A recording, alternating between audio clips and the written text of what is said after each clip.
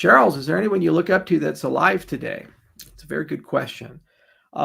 There's a lot of people that I really do look up to, like Matthew Ricard is one of them. They frame him as the world's happiest man.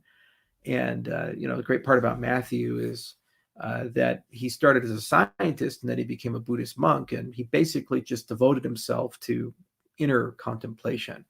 And he developed a very loving kindness aspect of meditation, which paid dividends in putting him in a perspective where he feels, for the most part, pretty happy every day. And that's hard for us to achieve. We have moods that go way up and then way down. So that's super cool. I look up to Lex Friedman. I really admire his intellectual curiosity, his openness, his desire for dialogue, his pursuit of self-perfection, his discipline as a person, and overall just his quest to understand basic things that we all experience but never get to fully define. For example, consciousness and love and these things.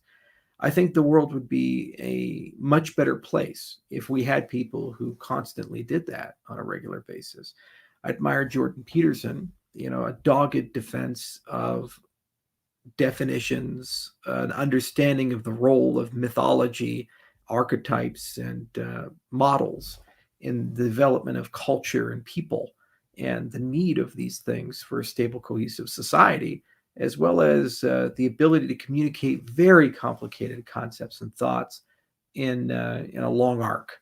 There are some people who are very concise. Peterson is not, but it's always a story with him. He always takes you on an adventure and a journey, and that's been quite formative for me. I admire Terence Tao. I really admire how remarkably brilliant and capable he has been throughout his mathematical career. And if you read his blog or his proofs, there is a boyish fascination and a desire to always challenge the limits.